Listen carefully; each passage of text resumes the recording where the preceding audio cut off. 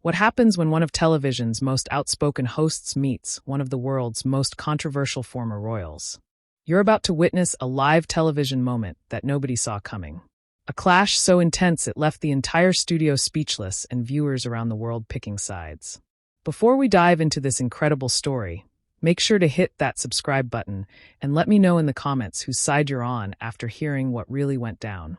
The View studio was buzzing with its usual energy as Joy Behar settled into her familiar spot at the table. Known for her razor-sharp wit and willingness to ask the questions others won't, Joy had built a reputation over decades of never backing down from confrontation. Today's guest was someone who had dominated headlines for years. Someone who had walked away from royal duties and sparked countless debates about privilege, responsibility, and modern celebrity culture. Meghan Markle entered the studio with the poise that had once made her a Hollywood actress and later a duchess. The audience applauded politely, but there was an undercurrent of tension that even the most casual observer could feel. This wasn't going to be just another promotional interview, and everyone in the room seemed to sense it. Joy wasted no time with pleasantries. "So, Meghan, let's talk about your new projects. But first, I have to ask, do you ever miss the days when you could just act without every single move being dissected by the world?" Meghan's smile was practiced, the kind that had been perfected through years of public scrutiny. "Well, Joy, I think what people don't realize is that authenticity has always been important to me. Whether I was acting, working as a royal, or now in my current ventures, it's about staying true to my values." "Authenticity," Joy repeated, her eyebrows raising slightly. "That's interesting because some people might say that leaving royal duties while keeping the titles and the platform isn't exactly, well, authentic. You can't have it both ways, can you?" The question hung in the air like a challenge.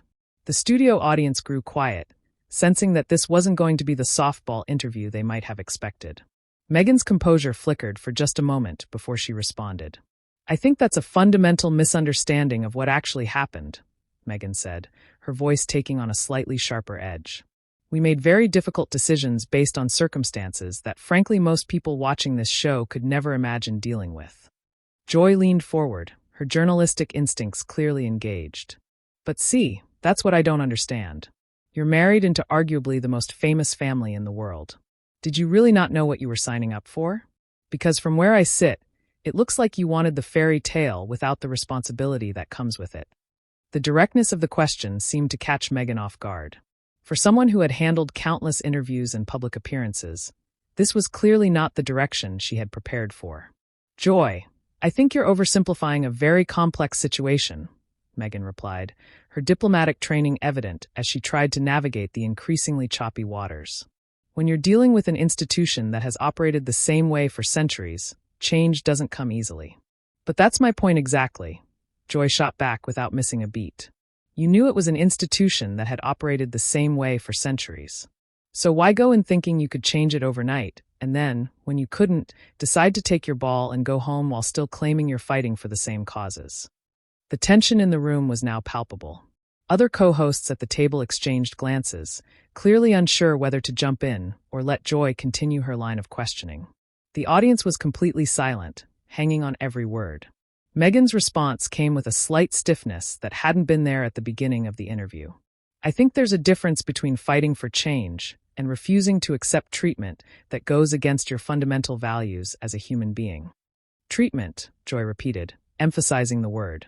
"You mean the same treatment that every royal has received for generations? The same scrutiny that comes with the territory? Because from my perspective, it seems like you wanted the crown without the weight that comes with wearing it." This was clearly not going according to Meghan's expectations. The practiced responses that had served her well in other interviews weren't landing here, and Joy's relentless questioning was beginning to expose cracks in the carefully constructed narrative. "Joy, I think you're being incredibly unfair," Meghan said, her voice rising slightly for the first time. "You're reducing years of complex experiences to sound bites that frankly don't reflect the reality of what we lived through." Joy's response was immediate and cutting. "But aren't sound bites exactly what you've been giving us for years? Carefully crafted statements about privacy while doing Netflix deals and podcast series. It seems to me like you want to control the narrative completely, but that's not how real accountability works." The confrontation was escalating rapidly, and it was becoming clear that neither woman was going to back down. The studio atmosphere had shifted completely. What started as a standard celebrity interview had transformed into something much more intense, and both women seemed to realize there was no going back to polite conversation. Real accountability, Meghan repeated, her composure finally beginning to crack. That's rich coming from someone who sits at this table every day and makes judgments about people's lives without knowing the full story. When have you ever been held accountable for the damage your words cause? Joy's eyes lit up at the challenge. This was her element, the kind of verbal sparring that had made her a television legend. Oh, honey, I'm held accountable every single day. I come to work. I give my opinion. People agree or disagree. And I face the consequences.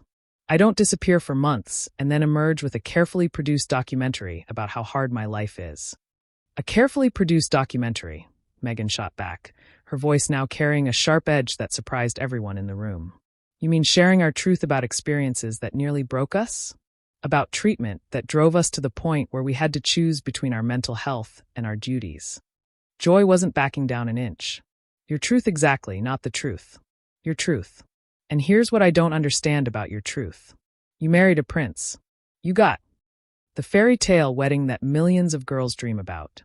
You had access to resources and platforms that most people will never have. And then when it got challenging, you decided the whole system was corrupt.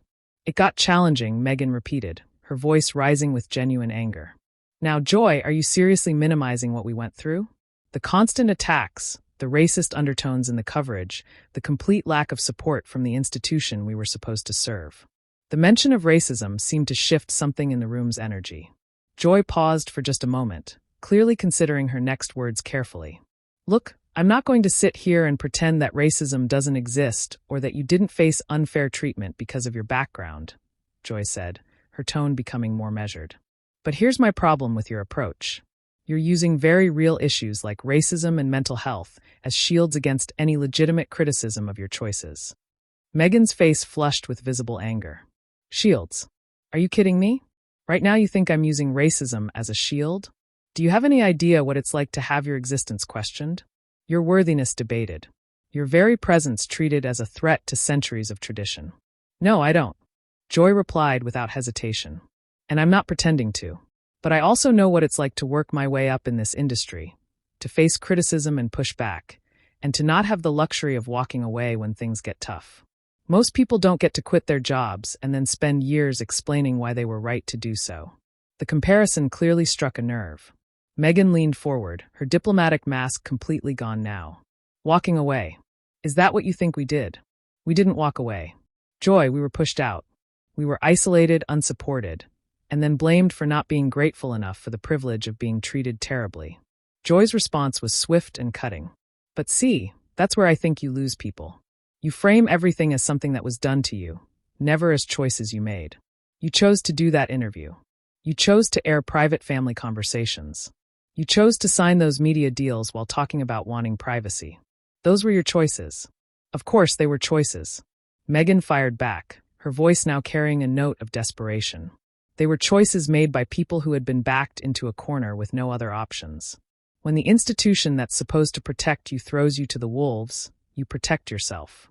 Joy shook her head, clearly not buying the explanation. But that's just it. You weren't thrown to the wolves. You were given one of the most privileged positions in the world. And when it came with expectations and limitations you didn't like, you decided to burn it all down and then play the victim. The word victim hung in the air like a lightning rod. The other co-hosts at the table looked genuinely uncomfortable now, clearly unsure whether to intervene in what had become a brutal back and forth. Victim. Meghan's voice was barely controlled now. You think I'm playing the victim? Joy, I have never positioned myself as a victim. I've spoken about challenges, about unfair treatment, about the need for change and accountability, but never as a victim. Joy's laugh was sharp and humorless. Really? Because from where I'm sitting, your entire public narrative since leaving has been about how badly you were treated, how misunderstood you were, how the system failed you. If that's not a victim narrative, what is? The accusation seemed to hit Meghan like a physical blow. For a moment, she was speechless, clearly struggling to formulate a response that would counter Joy's relentless logic. I think, Meghan said slowly, her voice now dangerously quiet, that you have a very convenient way of dismissing other people's experiences when they don't fit your worldview. It must be nice to sit in judgment without ever having to face the kind of scrutiny you're so quick to dish out. Joy's eyes narrowed. Oh, I face scrutiny every day. The difference is I don't expect sympathy for choosing a life in the public eye. I knew what I was signing up for, and I deal with the consequences. I don't get to rewrite history to make myself look better. The exchange had reached a boiling point, and it was clear that neither woman was willing to concede any ground to the other. The tension in the studio had reached a fever pitch. Both women were now fully committed to this verbal battle, and the audience could sense that something unprecedented was about to unfold on live television. Meghan's composure had cracked completely, and for the first time in the interview, her raw emotions were on full display. You know what, Joy? I came here thinking we could have a real conversation about important issues, but clearly you're more interested in cheap shots and gotcha moments than actually understanding anything. Joy's response was immediate and merciless. Cheap shots. I'm asking you direct questions about your public statements and actions.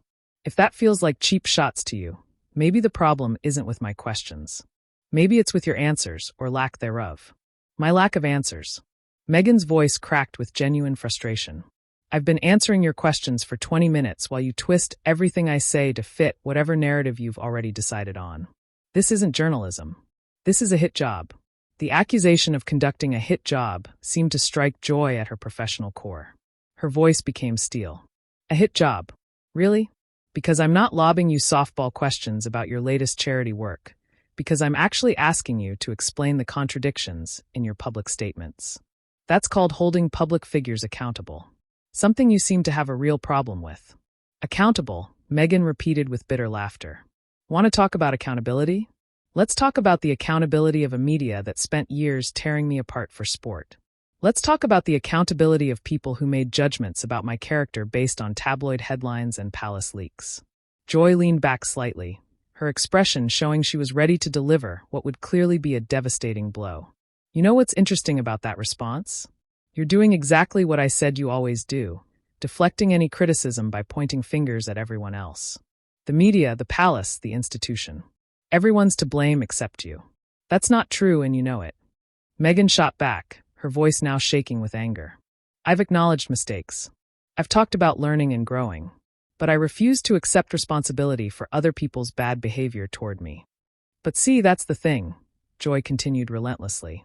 You say you've acknowledged mistakes. But have you really? Because every time I've seen you speak publicly, it's always about what was done to you, never about what you might have done differently, never about how your actions affected other people. The question seemed to hit Meghan like a sledgehammer. For a moment, she was completely silent, her mouth opening and closing as if she was struggling to find words that wouldn't come. Joy pressed her advantage. I'll give you a specific example. When you and Harry did that interview, you made some pretty serious accusations about racism in the royal family. Those accusations had real consequences for real people. But when those accusations were questioned, when people asked for specifics or context, suddenly it was about protecting privacy and not wanting to cause more hurt. You can't have it both ways. Meghan's face had gone pale, and when she finally spoke, her voice was barely above a whisper. That interview was the hardest thing I've ever had to do. We shared our experiences because we felt we had no other choice, because staying silent was killing us. But that's my point exactly, Joy said, her voice rising now. You felt you had no choice, so you decided to make choices for everyone else. You decided to air private family business on international television. You decided to make accusations that you knew would follow these people for the rest of their lives.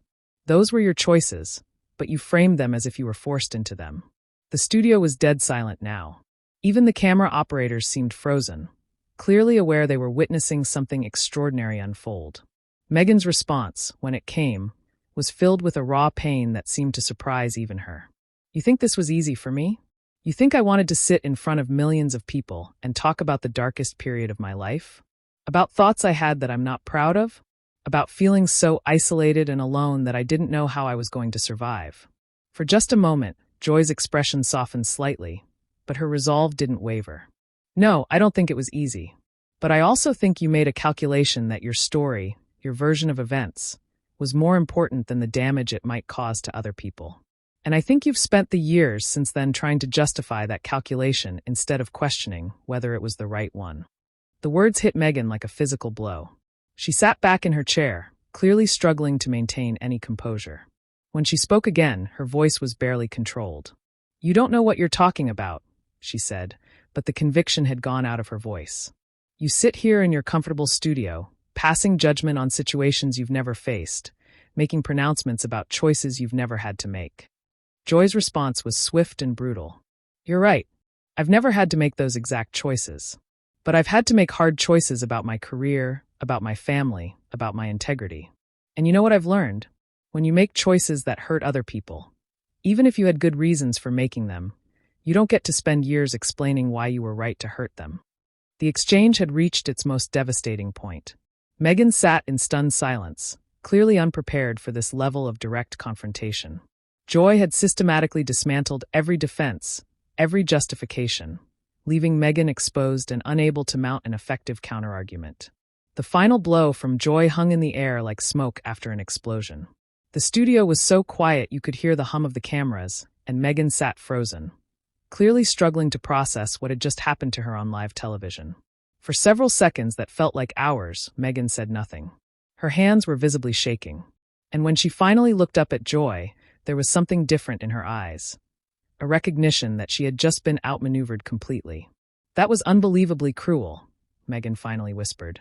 But even as she said it, the words lacked conviction. It was as if she knew that calling Joy cruel wouldn't erase what had just been exposed about her own behavior and reasoning. Joy's expression showed no remorse whatsoever. Cruel or honest? Because sometimes the truth feels cruel when you've been avoiding it for long enough. "I'm not here to make you feel comfortable. I'm here to ask the questions that need to be asked." Meghan tried one last time to regain control of the narrative, but her voice was shaky and uncertain. "You've taken complex situations and reduced them to sound bites that don't reflect reality. You've completely ignored the context of what we were dealing with." "Context," Joy repeated with a slight shake of her head. "There's always context when it comes to your story, isn't there? Context that somehow always makes you the sympathetic figure.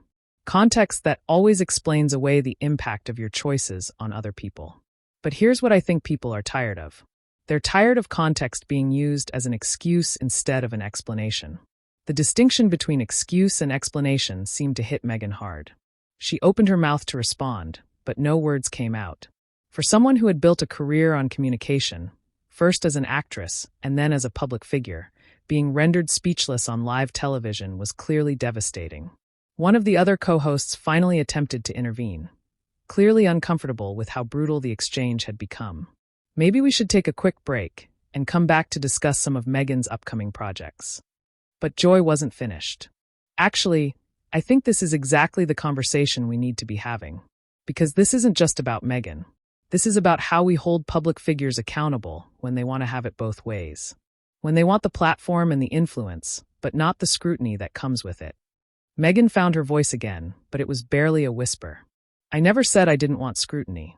I said I wanted fair treatment. There's a difference." "Fair treatment," Joy said, and there was something almost pitying in her tone. "But who gets to decide what's fair? You? Because, from where I sit, you've received incredibly fair treatment from most of the media since you left royal duties. You've been given platforms to tell your story. You've been largely protected from serious criticism. And when someone does ask you hard questions, you call it unfair." The observation was so accurate and so damning that Meghan seemed to shrink into her chair.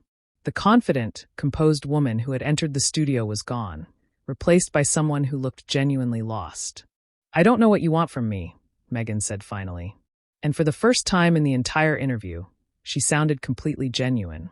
"I don't know what would satisfy you or anyone else who's determined to see me as the villain in every story." Joy's response showed the first hint of something that might have been compassion, but it was wrapped in brutal honesty. "I don't want you to be the villain. I want you to be accountable. I want you to acknowledge that your choices had consequences for other people. I want you to stop framing every criticism as an attack and every difficult situation as something that was done to you rather than something you participated in." The words seemed to break something in Meghan. Her composure finally crumbled completely and tears began to form in her eyes. But even in this moment of vulnerability, Joy wasn't backing down. "And you know what else I want?" Joy continued. "I want you to understand that real growth, real accountability, means accepting that sometimes you're wrong. Sometimes your perspective isn't the only valid one. Sometimes the people criticizing you aren't doing it because they hate you, but because they expect better from someone with your platform and influence. Meghan was crying now, but she managed to speak through her tears. You don't understand what it's like to have your every move scrutinized, your every word twisted, your motives constantly questioned. Joy's final response was delivered with a mixture of steel and unexpected gentleness. You're right. I don't understand exactly what that's like, but I do understand what it's like to be a public figure who has to face criticism and scrutiny. And the difference between us is that I don't expect the world to adjust its expectations to make me more comfortable. I adjust my behavior to meet the responsibilities that come with my platform. The studio remained silent as Meghan struggled to compose herself. It was clear that this interview had not gone at all as she had planned, and that Joy Behar had systematically dismantled every defense and justification she had prepared. When Meghan finally spoke again, her voice was barely audible. I think I need to go. Joy's response was simple but devastating. Of course you do. As Meghan began to remove her microphone, Joy addressed the camera directly. We're going to take a break, and when we come back, we'll discuss what just happened here and what it means for how we hold public figures accountable. The interview was over, but the impact of what viewers had just witnessed would be discussed and debated for months to come. Joy Behar had done what few others had managed to do. She had cornered one of the world's most media-savvy public figures and exposed the contradictions and inconsistencies that had protected her from serious scrutiny for years. What did you think of this incredible confrontation? Was Joy Behar too harsh? Or was this exactly the kind of accountability interview that public figures like Meghan Markle need to face? Let me know in the comments below. And don't forget to subscribe for more shocking celebrity moments that you won't see anywhere else.